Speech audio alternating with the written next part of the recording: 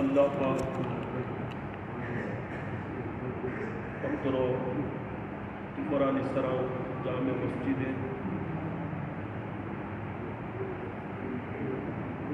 प्रति मासे मतो के पत्र खतम की मिलाद महफिल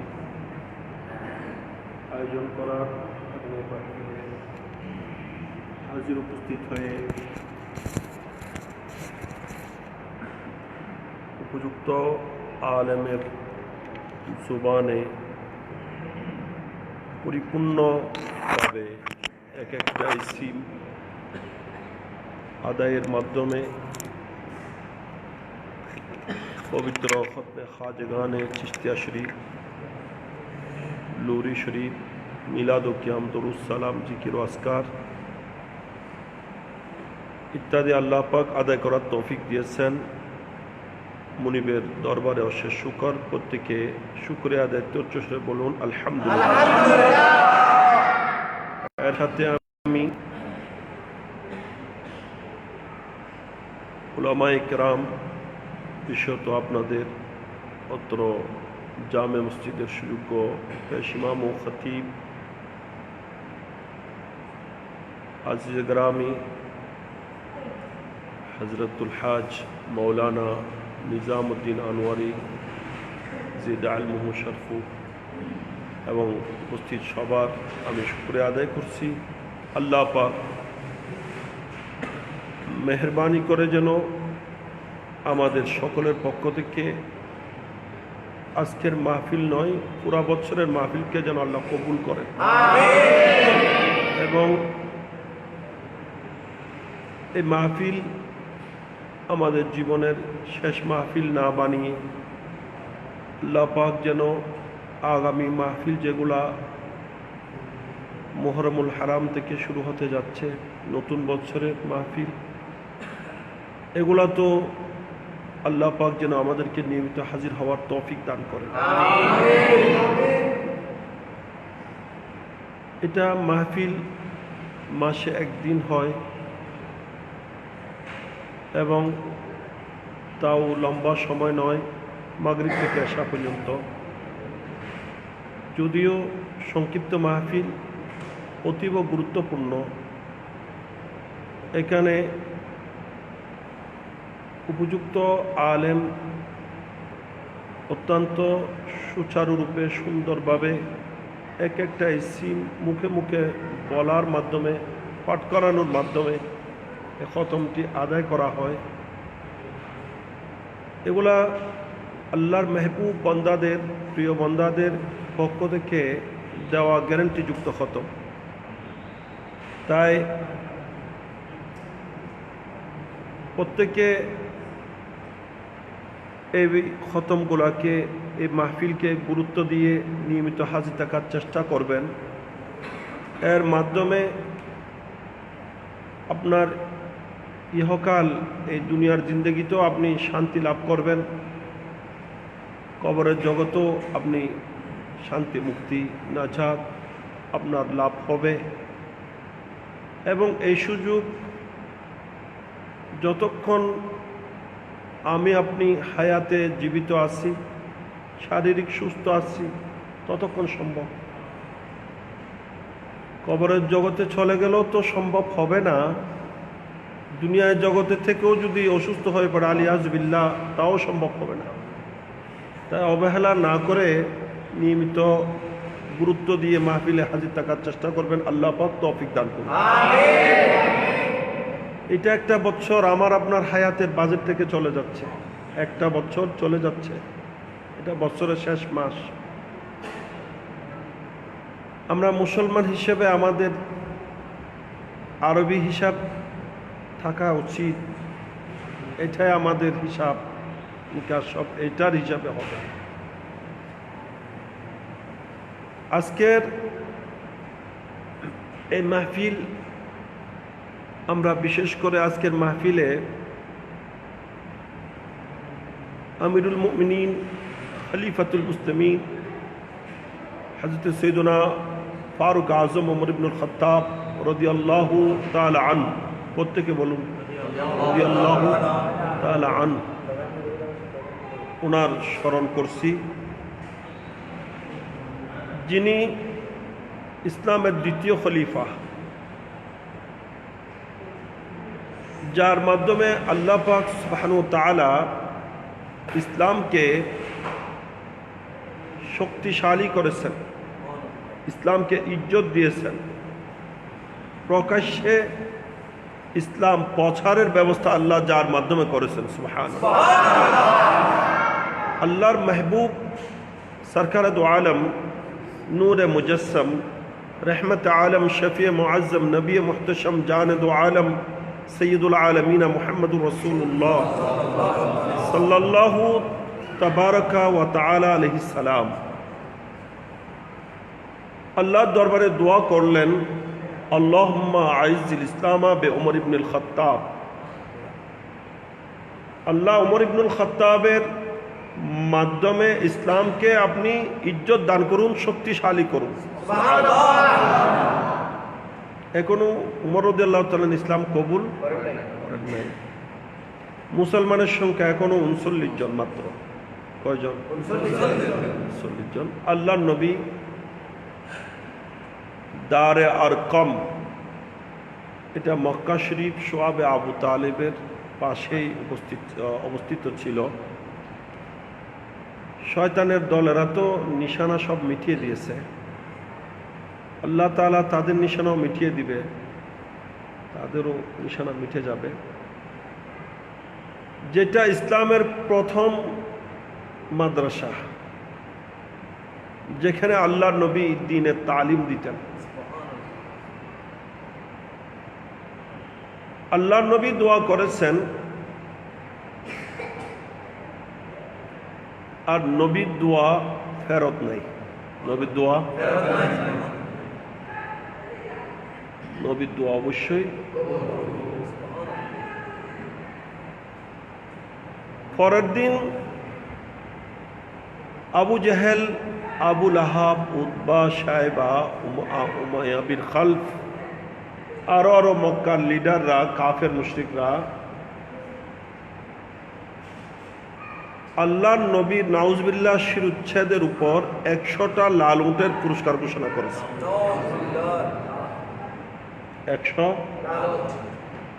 100 লাল উট, এটা মামুলি কথা নয়।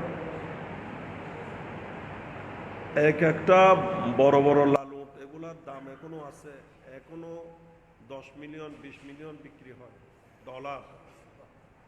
আমি আলসেলি, আলাইন রোডের মধ্যে আল্লাহ সেলি বলে, ওখানে রেস হয়, ওখানে উঠের ওই রেসের মধ্যে যেগুলো ফার্স্ট হয় এগুলো এখনো এই দামে বিক্রি হয়। আমি ওখানে ওগুলো দেখেছি। তো এই ধরনের লাল উট আরবের সবচেয়ে বড় সম্পদ ছিল ওই সময়, দামি সম্পদ। এখন তেল, পেট্রোল, অকটেন, এগুলা স্বর্ণ, এগুলা আরবের সম্পদ হয়েছে। আগে আরবের সম্পদ ছিল যে কি, উট, গোড়া, দুব্বা, বেড়া, ছাগল, এইগুলা। তো সবচেয়ে দামি লাল উট। এইবার একটা দুইটা নয়, কয়টা?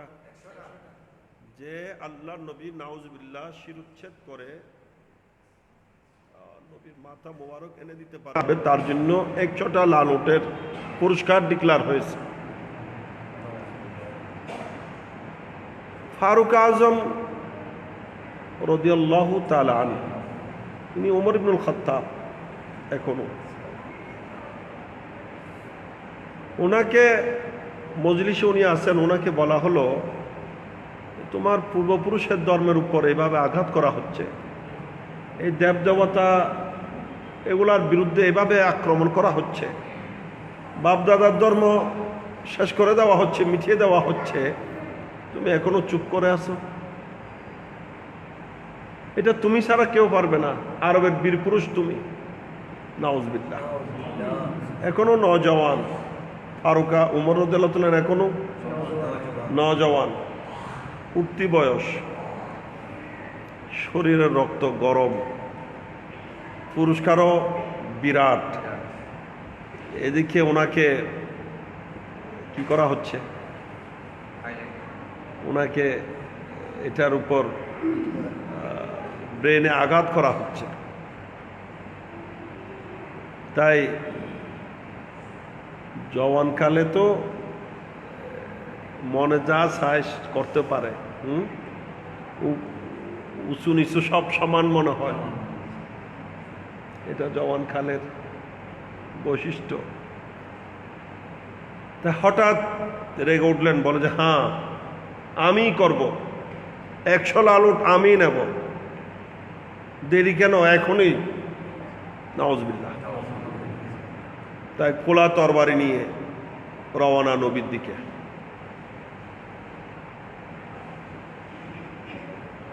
মধ্যখানে একজন সাহাবী, যার নাম নোমান রাদিয়াল্লাহু তাআলা নামে একজন সাহাবী, যিনি ইসলাম কবুল করেছেন, তবে প্রকাশ্য না গোপন, এখনো প্রকাশ করেন নাই, ওনার ঈমান গোপন করে রাখছেন, কারণ পরিবেশ, প্রকাশ করার পরিবেশ নাই। ইনি মধ্যখানে ওনার সাথে ওমর রাদিয়াল্লাহু তাআলা সাক্ষাৎ হলো। অবস্থা দেখে উনি বুঝতে পারলেন যে আজকে হালত খারাপ। উনি জিজ্ঞাসা করলেন, আয়না তুরি, ওমর কোথায় যাচ্ছ? বলে যে কোথায় যাচ্ছে জানো না? 100 লালন পুরস্কার ঘোষণা হয়েছে। আমার বাপদাদার ধর্ম কোনোটাই এই দেশে আর রক্ষা হচ্ছে না।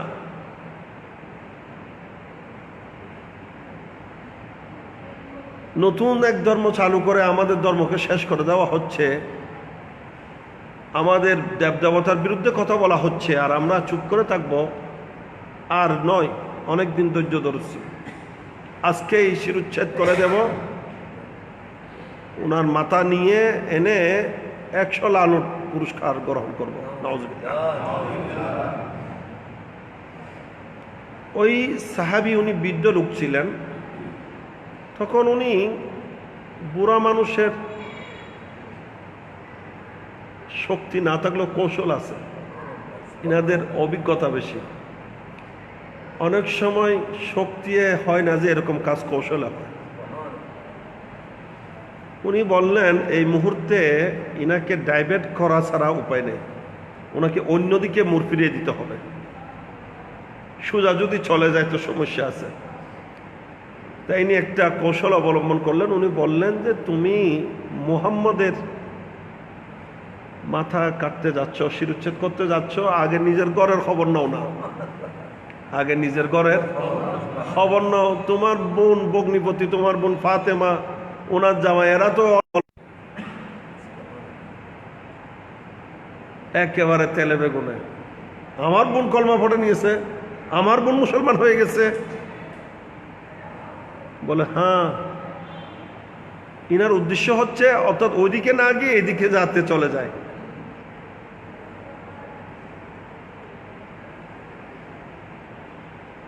তাই উনি ফারুক আজম উমর রাদিয়াল্লাহু তাআলা ওইদিকে আর গেলেন না, বোনের দিকেই রওনা দিলেন, বোনের বাড়ির দিকে।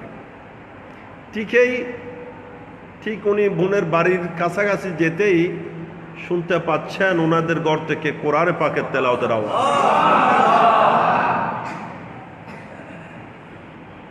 আর ওনারা যখন আজ করতে পারলেন যে উমর আসতেছে খোলা তরবারি হাতে, তাড়াতাড়ি কোরআন তেলাওয়াত বন্ধ করে দিয়ে কোরআনের অংশটাকে লুকিয়ে ফেলছেন। এত দূরে ফারুক উমর রাদিয়াল্লাহু তাআলা ঘরে ঢুকে এদেরকে প্রহার করা শুরু করে দিল। এক পর্যায়ে ওনার ভগ্নিপতিকে রক্তাক্ত করে ফেলছে। আর ওনার ভগ্নিপতির রক্ত দেখে ওনার স্ত্রী, উনিকে ফারুক আজমের বোন, উমরের বোন তো, হ্যাঁ, ওনারও রাগ এসে গেল। বলে যে তুমি কি পেয়েছ, কি শুরু করছো? ধাক্কা দিয়ে উমর রাদিয়াল্লাহু তাআলা বললেন, জেনে রাখো তুমি যদি এইভাবে প্রহার করে আমাদেরকে মেরেও ফেলো, জান বাহির হবে, কিন্তু যে কলমা পড়ে সেই কলমা।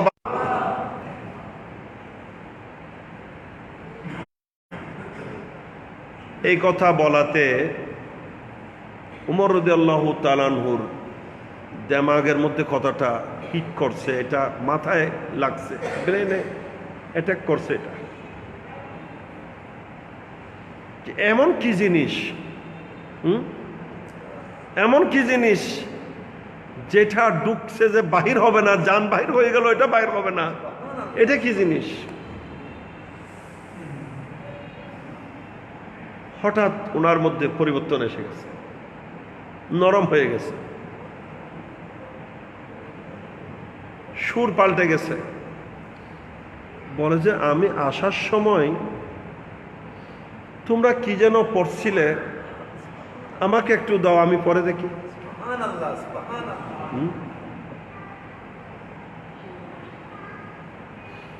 তখন বোন বললেন, না, তুমি পড়তে পারবে না, তুমি শুইতে পারবে না, আগে তোমাকে পাক পবিত্র হতে হবে। কোরআন নাপাক ব্যক্তি, বেওযু ব্যক্তি কোরআন স্পর্শ করতে পারে না। লা ইয়ামাসসুহু ইল্লাল মুতাহহারুন, পবিত্র ব্যক্তি ব্যতীত কেউ এটা ছুঁইতে পারে না। এটা আল্লাহর কালাম। এটা কার? আল্লাহর কালাম। এটা মহাগ্রন্থ, এটা পাক পবিত্র ঐশী গ্রন্থ। তুমি বেওযু, তোমার গোসল নাই, অজু ঠিক নাই, তুমি এটা ছুঁইতে পারবে না, ধরতে পারবে না, তোমাকে দেব না। এটা ধরতে হলে আগে গোসল করে আসতে হবে, অজু করে আসতে হবে।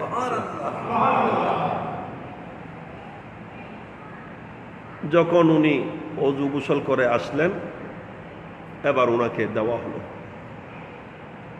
ওই সময় তো পুরা কোরআন নাজিল হয়নি, কোরআনের কিছু কিছু অংশ নাজিল হয়েছিল। তো ওনাদের কাছে যে কোরআনের অংশ ছিল, এটা সূরা তহা। কি? সূরা তহা শরীফ।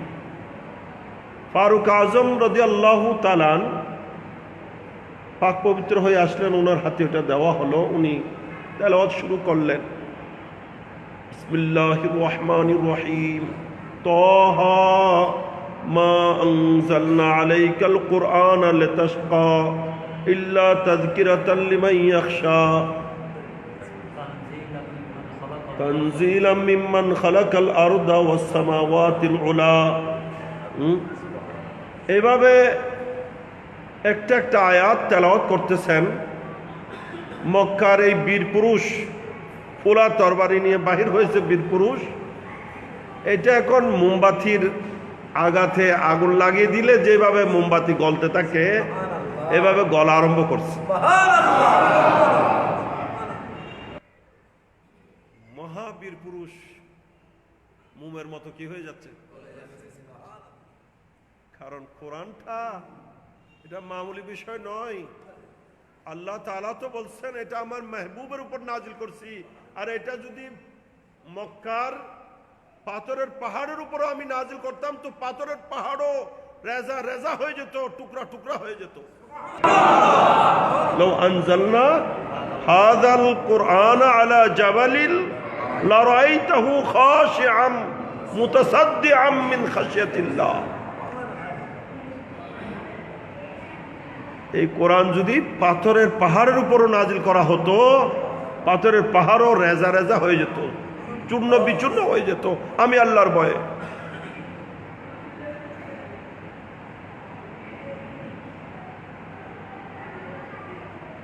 আমরা বুঝি না, সেই ইমানি জজবা নাই, যার কারণে কোরআন আমাদেরকে এভাবে রেখাপাত করে না, আমাদের মধ্যে তাসির করে না। না হয়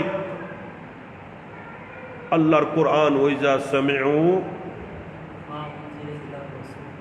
তারা আয়ুনহুম তাফিদু মিনাদ দাম'i মিম্মা আরাফু মিনাল হক। আল্লাহ তাআলা বলছেন, আমার রাসূলের উপর আমি যা নাজিল করছি, এরা যদি এগুলো শুনে, দেখবে এদের চোখ দিয়ে পানি গড়িয়ে পড়তেছে। আজ তো এখন তো বর্তমানে মুসলিম সমাজে কোরআনের তেলাওয়াতেই নাই। আছে? হ্যাঁ, কয়জনে কোরআন তেলাওয়াত করে নিয়মিত? কয়জনে নিয়মিত কোরআন তেলাওয়াত করে? আগে মা বোন কোরআন তেলাওয়াত করার আগে ঘরের কাজে হাত দেয় নাই, ফজর নামাজ পড়ে আগে কোরআন তেলাওয়াত করেছে।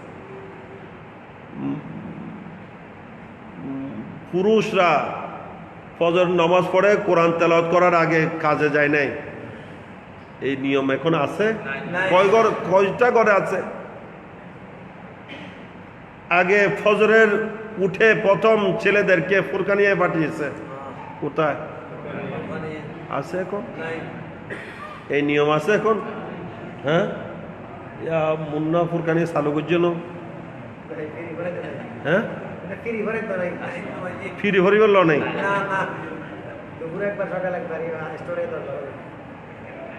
ফ্রি টাকা দিয়ে না, মুক্ত কিসের তালিম, এটা নেওয়ার জন্য নাই। আমরা কোথায় গেছি? কি যে অবনতি আমাদের হয়েছে। এই মুসলমানের আর কুত্তেকে ইজ্জত থাকবে? কুত্তেকে সম্মান থাকবে? কুত্তেকে ইজ্জত সম্মান মুসলমানের থাকবে?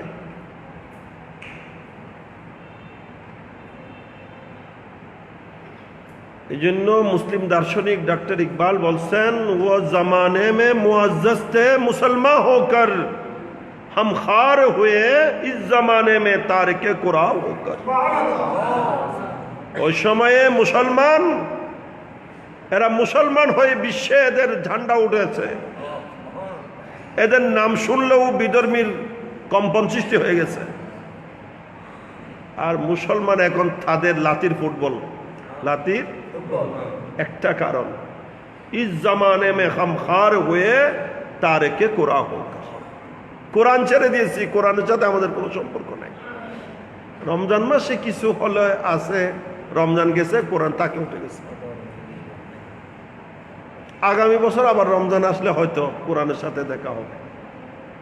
এই হলো মুসলমানের অবস্থা, নাউজুবিল্লাহ। অথচ সুফিয়ায়ে কেরামের একটা দল মনে করে যে ফজরে কোরআন তেলাওয়াত করেনি, কোরআন দেখেনি, তার চেহারা দেখা হারাম। তার চেহারা দেখলেও মনুষ লাগবে, নহজ লাগবে। কোরআন ফজরের কাজের সূচনা কোরআন দিয়ে হতে হবে। এই কোরআন তেলাওয়াত করেন, ঠিকভাবে নামাজ পড়েন, কোরআন তেলাওয়াত করেন, আপনার ঘরে খায়ের বরকত নাজিল হবে, ঘরে শান্তি আসবে। এখন তো রাত দিন ঘরের মধ্যে টিভি চলতেছে, আর চলতেছে, চ্যানেল একটার পর একটা পাল্টাই।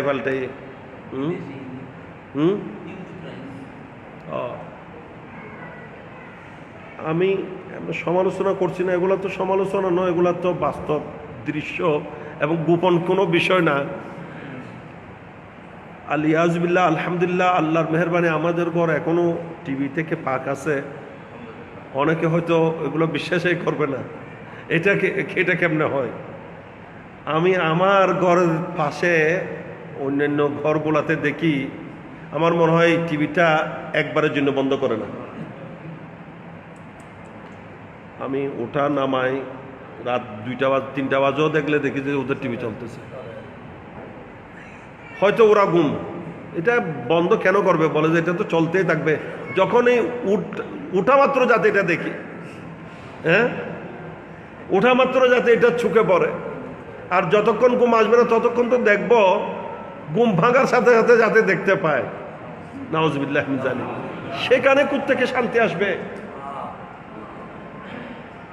আজ মুসলমানের ঘরে না কোরআনের তেলাওয়াত আছে, না নবীর দরুদ ও সালাম আছে, না ঠিকভাবে নামাজ কালমা আছে। আর মুসলমান শান্তির জন্য পাগল হয়ে আছে। শান্তি কোত্থেকে আসবে? শান্তিতে তো আমি নাই। আগুন জ্বালিয়ে আগুনের মধ্যে থেকে ঠান্ডা পাওয়া যাবে না। ঠান্ডার মৌসুমে পুকুরে নেমে গরম অনুভব করা যাবে না। আপনি শান্তি পেতে হলে, শান্তি রহমত পেতে হলে রহমতের কাজ করতে হবে।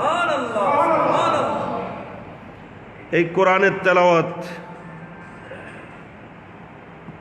ফারুক আজম রাদিয়াল্লাহু তাআলা একটা একটা আয়াত পড়তেছেন আর চোখের অঝর নয়নে চোখ দিয়ে পানি ঝরছে। তরবারি হাতে ছিল, এটা গলায় ঝুলিয়ে নিয়েছে, বলে যে আমাকেও সেখানে নিয়ে যাও, আমাকেও ওখানে নিয়ে যাও, ওই গোলামিতে আমাকেও বন্দী করো, আমাকেও সেই নবীর গোলাম বানিয়ে দাও, আমাকে আসামি করে নিয়ে যাও সেখানে, আমিও সেই কলমা পড়ব যে কলমা ডুবলে আর বাহির হয় না, যে কলমা ডুবলে আর বাহির হয় না সেই কলমা আমিও পড়ব। সুবহানাল্লাহ। রওনা হয়েছে।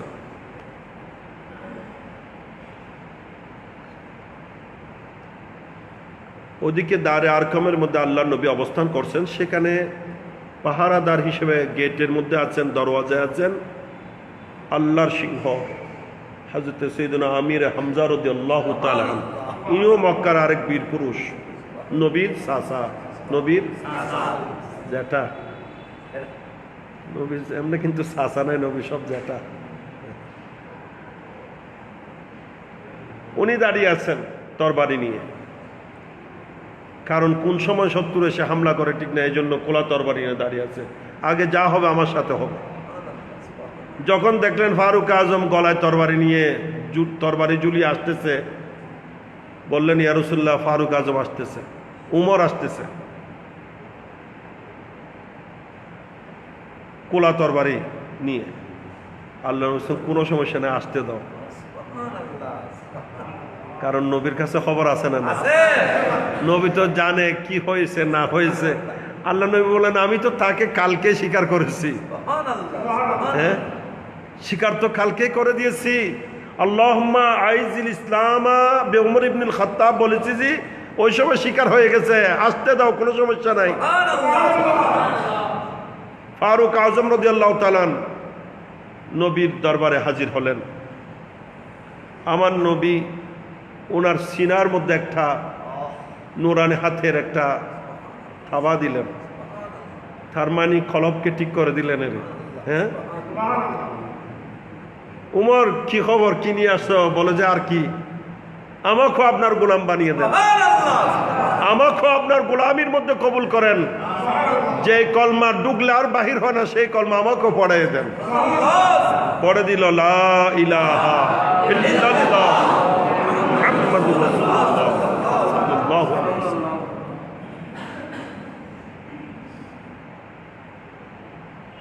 আমার নবী ফারুক আজমের এই ঈমান গ্রহণের উপর রিওয়ায়াতের মধ্যে আছে এত খুশি হয়েছেন, আল্লাহর নবী নারা দিলেন, কিসের? আল্লাহু আকবারের। কিসের? আল্লাহু আকবারের। এমন ভাবে নারা দিলেন, নবীর সাথে নবীর সাহাবায়ে কেরাম দিলেন, বলে যে মনে হলে যেন মক্কার পাহাড়গুলা কেঁপে উঠেছে, এইভাবে আল্লাহু আকবারের স্লোগান দিলেন। এবার ফারুক আজম বলছেন, কলমা পড়ে বলতেছেন যে ইয়া রাসূলুল্লাহ, আমাদের দিন হক নয়। বলে যে অবশ্যই।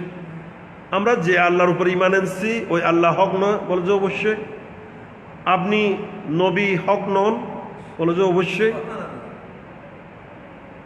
তো কি বলতে যাচ্ছে? বলে যে তাহলে যদি আল্লাহ হক, আমাদের কলমাও হক, আমাদের দিনও হক, আপনিও হক, তো আমরা গোপনে কেন এই দিন প্রচার করবো? আমরা উপেন প্রচার করবো,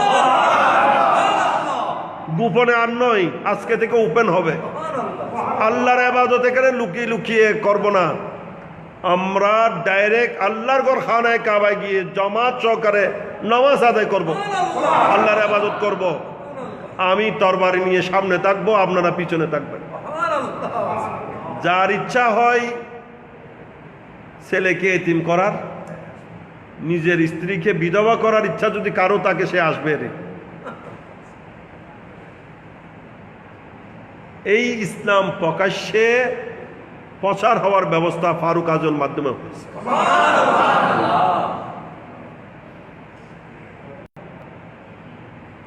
ওনার সম্মান বয়ান করলে তো এগুলো এক রাত দু রাত, এক মাস 2 মাসও শেষ হবে না। শুধু ওই মুহূর্তে নয়, বরঞ্চ বিশ্বব্যাপী ইসলাম প্রচারের মধ্যে ওনার ভূমিকা। ইনার খেলাফতকালে পুরা পৃথিবীর অর্ধেক ইসলামের আয়ত্তে এসে গেছে। অর্ধ পৃথিবী কত দূর? পুরা পৃথিবীর অর্ধেক ওনার আমলে ইসলামের আয়ত্তে এসে গেছে। এই হিন্দুস্তানেও ইসলাম প্রচারের জন্য উনি প্রতিনিধি প্রেরণ করেছিলেন,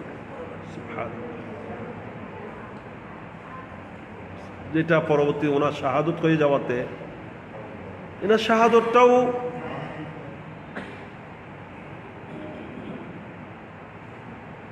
ইনি আল্লাহর দরবারে ফরিয়াদ করেছিলেন, আল্লাহুম্মা ওয়ারজুকনি শাফাআতা ফি সাবিল শাহাদাতা ফি সাবিলিক ওয়াল মাউতা ফি বালাদ হাবিবিক। আল্লাহ, আমার মৃত্যু যেন মদিনায় পাকে হয়, আমার মৃত্যুটা যেন অন্য কোথাও নয়, মদিনায় পাকে নবীর দরবারে হয়। আবার মতটা এমনে মত নয়, শাহাদতের মত যেন হয়। এটা বুখারী শরীফের হাদিস। ওই বুখারী শরীফের হাদিসের ব্যাখ্যার মধ্যে বলা হচ্ছে যে বাহ্যত কিন্তু দুটোটা অবাস্তব, অসম্ভব ছিল। মত তো সোনার মদিনায় ঠিক আছে, কিন্তু সোনার মদিনায় ওই মুহূর্তে শাহাদত অসম্ভব ছিল। কারণ ওই সময়ে তো ইসলাম একদম পরিপূর্ণতা অবস্থান, মদিনায় পাক নিরাপদ আর নিরাপদ। এখানে কোনো কাফির মুশরিকের আগমনের আসার তো সম্ভাবনাই নেই, এবং নিরাপত্তা তো এই অবস্থা যে আমন আমান এইভাবেই কায়েম হয়েছে। এই ঘাটে একসাথে বাঘ হরিণ পানি পান করছে, কোনো কারো প্রতি কারো টেনশন নাই। বাঘ হরিণ খাওয়ারও খেয়াল নাই, হরিণ বাঘ যে আমাকে আক্রমণ করবে এই ভয় হরিণের মধ্যে নাই। কারণ উমর রাদিয়াল্লাহু তাআলা আনহুর ইনসাফ, আদল এইভাবে কায়েম।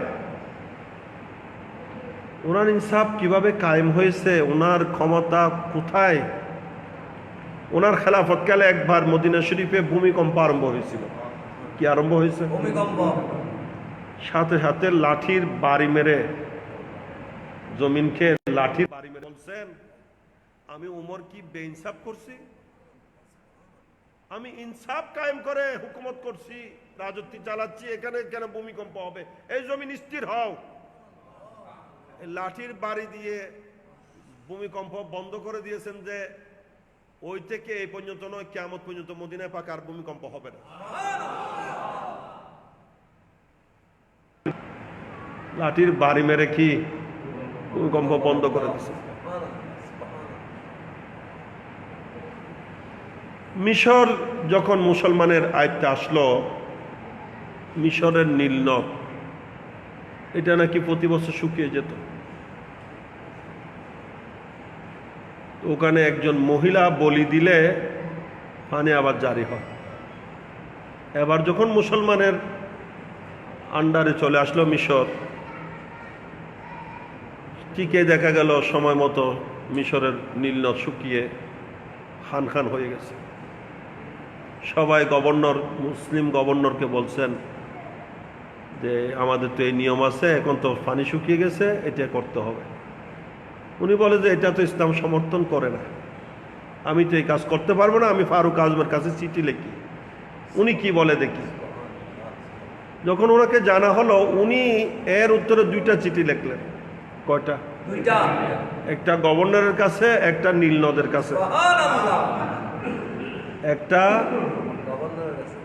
মিশরের গভর্নরের কাছে, আর একটা নীল নদের কাছে চিঠি দিলেন। গভর্নরকে বলছেন যে আমি একটা চিঠি নীল নদের কাছে দিচ্ছি, আমার চিঠিটা নীল নদের কাছে দ্রুতগামী ঘোড়াই করে নীল নদের মাঝে দিয়ে আসবে। ওখানে শুকিয়ে গেছে তো, ওখানে দিয়ে খুব দ্রুত তীরে চলে আসবে। তো নীল নদের কাছে চিঠিতে কি লিখলেন? ইনি বললেন যে তুমি নীল নদ যদি তোমার নিজ ইচ্ছায় প্রবাহিত হয়ে থাকো আমার কোনো প্রয়োজন নেই, তোমার দরকার আমার নেই। আর যদি আল্লাহর হুকুমে তুমি জারি হয়ে থাকো তো আমি উমর নির্দেশ দিচ্ছি, আমি উমর নির্দেশ দিচ্ছি, আমার চিঠি পাওয়া মাত্রই তুমি প্রবাহিত হয়ে যাবে। আর এই চিঠিটা ওই মুসলিম গভর্নর, মিশরের গভর্নর গিয়ে নীল নদে ফেলে দ্রুতগামী ঘোড়া নিয়ে উনি তীরে পৌঁছতে পারে নাই, নীল নদ পানিতে তৈ তৈ করছে। এটা ছিল ফারুক আজমের ক্ষমতা।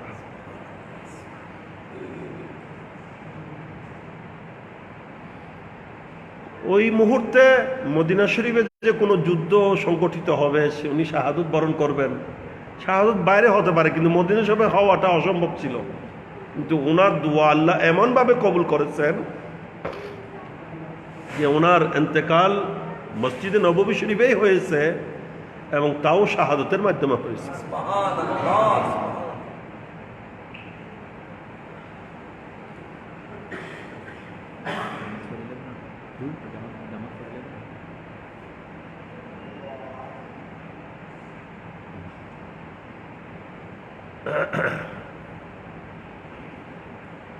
ইনার যখন ওনাকে আবু লুলু ইহুদি ওনাকে নামাজরত অবস্থায় যখন উনি ইয়াকা নাবুদু ইয়াকা নাস্তাইন ফজরের নামাজে তেলাওয়াত করতেছিলেন, এই মুহূর্তে ওনাকে হামলা করেছে। লম্বা ঘটনা, আমি সংক্ষেপে বলছি। তখন উনি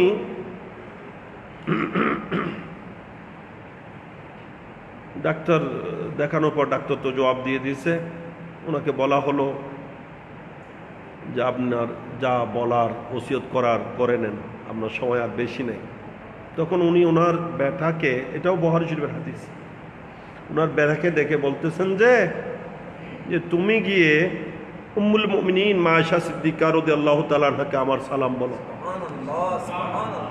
এবং ওনার কাছে আমার একটা দরখাস্ত পেশ করো যে আমার যখন ওফাত হয়ে যাবে, শাহাদত হয়ে যাবে, ওই হুজরা শরীফ তো ওনার, যেখানে আল্লাহর পেয়ারা নবী সিদ্দিক আকবর রয়েছেন, নবীর বর্তমান রওজায়ে পাক যেটা, এটা মা আয়েশা সিদ্দিকার হুজরায়ে পাক, হুজরা শরীফ।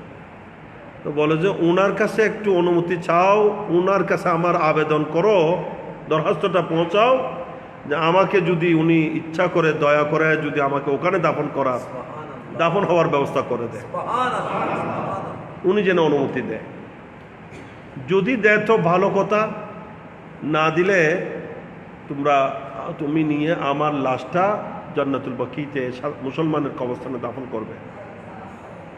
তো ওনার বেটা গিয়ে মা আয়েশা সিদ্দিকা রাদিয়াল্লাহু তাআলা আনহাকে জানালেন ওনার বিষয়টা। তখন উম্মুল মুমিনিন সাইয়্যিদাতুনা মা আয়েশা সিদ্দিকা রাদিয়াল্লাহু তাআলা আনহা উনি বলছেন, এটা তো আমি আমার জন্য রেখেছিলাম, আমার খেয়ালে ছিল যে এখানে আমি দাফন হব, যেহেতু ওখানে নবী এবং আমার বাবা আছেন, আরেকজনের জায়গা আছে সেখানে আমি যাব। এখন যখন ফারুক আজম ছাড়ছেন, আমি আমার উপর ওনাকে প্রাধান্য দিলাম। দেখেন ওনাদের মধ্যে কি মহব্বতের সম্পর্ক, অথচ উনি ওনার অতীন হয় না, সতীনের বাবা, হ্যাঁ, কিন্তু ইনাদের মধ্যে কি ধরনের একটা মায়া মহব্বত ছিল। বলছেন উনি যখন চেয়েছেন আমি আমার উপর ওনাকে প্রাধান্য দিচ্ছি, আমি ওনাকে দাফন করার জন্য অনুমতি দিলাম। এই খবর যখন ওনার বেটা এসে ওনাকে বললেন, ফারুক আজমকে, উনি শাহাদত বরণ করবেন একটু পরেই, উনি তখন বলতেছেন যে আমার এর চেয়ে বড় পাওনা আর কিছু নাই, আমার জীবনের এর চেয়ে বড় পাওনা আর কিছু নাই যে আমাকে নবীর পাশে, সিদ্দিক আকবরের পাশে দাফন করার অনুমতি হয়ে গেছে। এরপরও আবারও বললেন যে আমাকে তোমরা জানাজা শেষ করে আবার মা আয়েশা সিদ্দিকার থেকে অনুমতি নিয়েই উনি অনুমতি দিলে ওখানে দাফন করবে। আজকে নবীর সাথে কিয়ামত পর্যন্ত নবীর সাথে একে গুম্বুজ শরীফের মধ্যে, একে রওজা শরীফের মধ্যে অবস্থান করছেন। শুধু তা নয়, হাসরের মাঠে ওঠার সময়ও নবী বলছেন ওইভাবে উঠবো যে আমার একদিকে সিদ্দিক আকবর, আরেকদিকে ফারুক আজম থাকে। নবীদের পরে সবার ঊর্ধ্বে স্থান সিদ্দিক আকবরের। কার? আর সিদ্দিক আকবরের পরেই সবার ঊর্ধ্বে স্থান ফারুক আজম। ওনার শাহাদত এ মাসে আমরা ওনাকে স্মরণ করছি।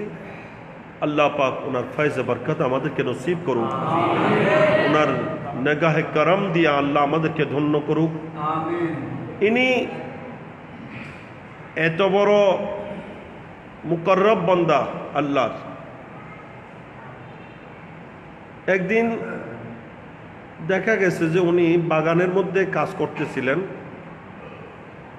আরবের গরম, প্রচণ্ড রোদে ফির যখন জ্বলে যাচ্ছে, একটু রাগান্বিত অবস্থায় সূর্যের দিকে তাকিয়েছেন। সূর্যের আলো দূর হয়ে গেছে। সূর্যের আলো, দিন দুপুরে তারকা দেখা যাচ্ছে, রাত হয়ে গেছে। আল্লাহ নবী বলছেন, ইয়া আল্লাহ, কিয়ামত কি কায়েম হয়ে যাচ্ছে? হঠাৎ করে সূর্য গায়েব হয়ে গেল, কি কিয়ামত হয়ে যাবে নাকি? আল্লাহ নবীকে আল্লাহ বলতেছেন ওহি করে যে কিয়ামত হচ্ছে না, তোমার উমর আমার সূর্যের দিকে রাগান্বিত অবস্থায় তাকিয়েছে, তো সূর্যের আলো দূর হয়ে গেছে।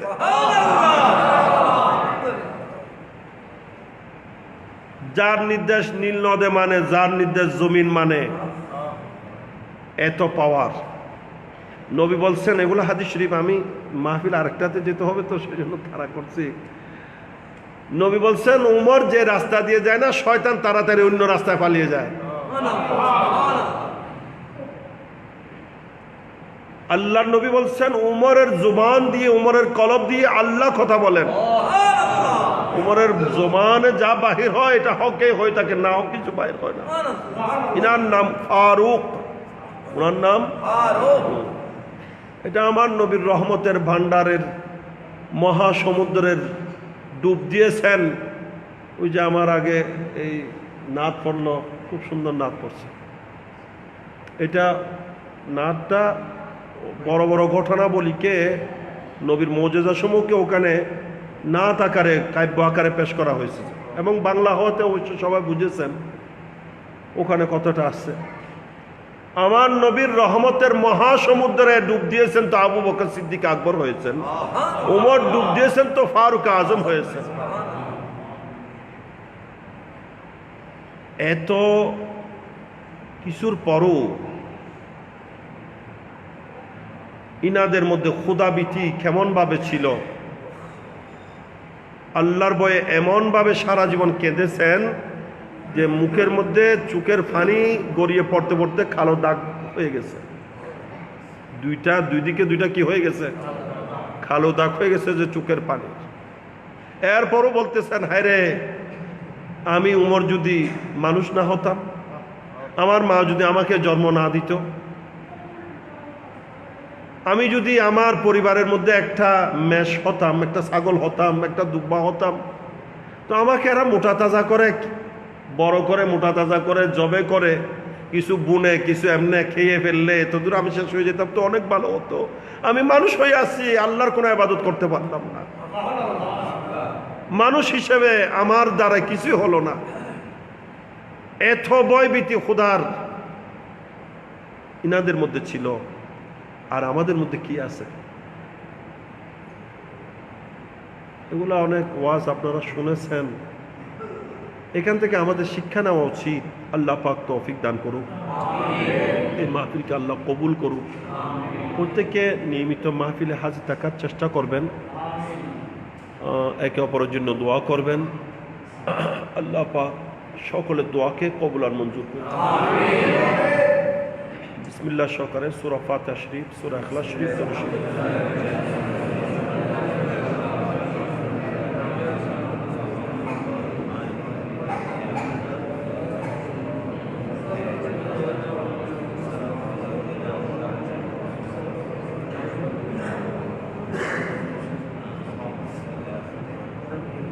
বয়ান আগামী জুমাতে আমি মনে হয় ফারুক আজম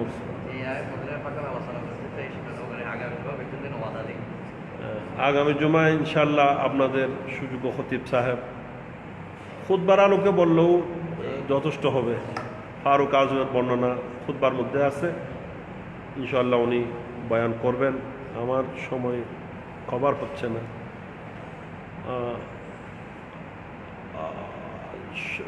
ঠিক টাইমে এসে ওয়াজ শুনবেন।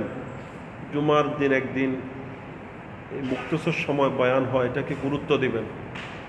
আলহামদুলিল্লাহ উপযুক্ত আলেম, এই ধরনের আলেমের অভাব এখন। এমনি কাপড় চুপড়ে অনেক আলেম। গত বুধবারও একটা মসজিদে মসজিদে ইন্টারভিউ নিতে গেছি, ইন্টারভিউ নিয়েছি কিন্তু কোনো ইমাম দিতে পারি নাই। একটা সাধারণ মশলা, আমি কোনো কঠিন প্রশ্ন করি নাই, সংক্ষেপ সাধারণ মশলা জিজ্ঞাসা করছি, উত্তর করতে পারছে না। এমনি দেখতে তো মনে হচ্ছে আমার চেয়েও বড়, কাপড়ে সুপরে অবস্থায়, বাহ্যিক বেশভূষে অনেক বড় আল্লামাতুদ্দাহার মনে হয়, কিন্তু একটা ছোট প্রশ্নেরও জবাব দিতে পারেন। কিভাবে দিব? আমি বলি যে আসছে মানুষ অনেক, ঠিক আছে, আমি আপনাদেরকে ইমাম বলে দেওয়ার মতো একজনকেও পাচ্ছি না। তো আলহামদুলিল্লাহ শুধু কাপড়ে সুপরে মৌলানা হয় না, কিতাব বুঝতে হয়, এলম থাকতে হয়। এই দিক দিয়ে একজন উপযুক্ত আলেম আপনারা পেয়েছেন, কদর করবেন। বয়ান করবে, গলার দিকে, টোনের দিকে তাকাবেন না। আওয়াজের নাম ওয়াজ নয়, আওয়াজের নাম ওয়াজ যে করে, বয়ান করে, এগুলোকে গুরুত্ব দিয়ে শুনবেন। যত সময় আসবেন ইনশাল্লাহ আগামী জুমাতে উনি, আমিও বলছি, ওনারও আপনাদের নাকি ওয়াদাও দিয়েছেন ফারুক আজমের উপর বয়ান করবেন। আল্লাহ পাক হুজুর হজরতে ফারুক আজম উমর ইবনুল খাত্তাব রাদিয়াল্লাহু তাআলা আনহুর ফুয়জাত ও বারাকাত, আল্লাহ ফুতুহাত ও কারামাত আমাদের সবাইকে নসিব করুক। আল্লাহুম্মা আমিন। আলহামদুলিল্লাহ রাব্বিল আলামিন, ওয়াসসালাতু ওয়াসসালামু আলা সাইয়্যিদিল মুরসালিন ওয়া আলা আলিহি ওয়া আসহাবিহি আজমাইন। ইয়া আল্লাহ, এই মাহফিল কবুল আর মঞ্জুর করুন। আল্লাহ যাবতীয় সব কিছু সওয়াব হাদিয়া বানিয়ে আপন মাহবুব রহমতে আলম সাল্লাল্লাহু তাআলা আলাইহি ওয়াসাল্লাম নূরানি দরবারে পাকে পৌঁছে সমস্ত নবীন, সিদ্দিকিন, শুহাদা, সালিহিন, আপনার হাবিবের আহলে আযম তাহারা সাহাবায়ে কেরাম, খুলাফায়ে রাশিদিন, আশরাফুল পাক পর্যন্ত, বিশুদ্ধ সৈয়দনা সিদ্দিক আকবর, সৈয়দনা ফারুক আজম ওমর ইবনুল খাত্তাব রাদিয়াল্লাহু তাআলা, সৈয়দনা উসমান গনি জিন্নুরাইন মাওলা আলী মুশকিল কুশা রাদিয়াল্লাহু তাআলা দরবারে হাদিয়া পৌঁছে। আল্লাহ সারা বিশ্বের সমস্ত আউলিয়া কামিলিন, হুজুর গৌসে আজম জিলানী, খাজা গরিব নওয়াজ, আল্লাহ বাংলার বুকে চট্টলার জমিনে আপনার যত মকবুল বান্দা আউলিয়া কেরাম সাহিত্য, আল্লাহ সকলের দরবারে হাদিয়া পৌঁছে দিন। বিশেষত হযরত বারউলিয়া রিদুল্লাহ তাআলা আল মাজমুন, হযরত আল্লামা শাহজাহান শরমত নিয়ামত আলী শরমত হুসেন রহমাতুল্লাহ আলাইহি, খাজা কালু শাহ রহমত, মুহাদ্দিস সফি রহমান হাশমি রহমাতুল্লাহ আলাইহি, ইমাম শরীফুল্লাহ আল কাদিরি রহমাতুল্লাহ আলাইহি, মাওলানা মুর্শিদুনা শাহ সফি আল্লামা হাসনুজ্জামান হাশমি রহমাতুল্লাহ আলাইহি, মাওলানা মুর্শিদুনা আল্লামা শাহ সফি মুফতি আমিনুল ইসলাম হাশমি সাহেব কেবলা রহমাতুল্লাহ দরবারে হাদিয়া পৌঁছে দিন। হযরত রুহুল আমিন শাহ রহমাতুল্লাহ দরবারে হাদিয়া পৌঁছে দিন। আল্লাহ আমরা যারা হাত বাড়িয়েছি প্রত্যেকের যত হকদার, মুরব্বী, আত্মীয় স্বজন, আল্লাহ আমাদের যত আপনজন দুনিয়ার জগৎ ছেড়ে কবরের জগতে চলে গিয়েছেন, আল্লাহ মসজিদ সংলগ্ন কবরস্থানে যত ইমানদার নরনারী সাহিত্য আছে, আল্লাহ এই মাহফিলের সাথে সম্পর্ক রেখে আজকেও এই পর্যন্ত অনেকেই বিদায় নিয়ে গেছেন, আল্লাহ সকলের রূহ পাকে সওয়াব বকশিশ করুন। আল্লাহ মাগফিরাত দিয়ে তাদেরকে জান্নাত নসিব করুন। আল্লাহ আমরা যারা হাত বাড়িয়েছি আমাদের সকলের জীবনের গুনাহ ক্ষমা করুন। আল্লাহ লক্ষ লক্ষ হাজিদের গুনাহ ক্ষমা করেছেন, আল্লাহ ওদের উসিলায় আমাদেরকেও ক্ষমা করুন। আমাদেরকে আগামী জীবন গুনাহ থেকে বেঁচে চলার শক্তি দান করুন। 5 ওয়াক্ত নামাজ, হুজুরি কলাম নিয়ে নিয়মিত আদায় করার তৌফিক দান করুন। আল্লাহ আমরা যত কেউ হাত বাড়িয়েছি প্রত্যেককে উভয় জাহানের কামিয়াবি নসিব করুন।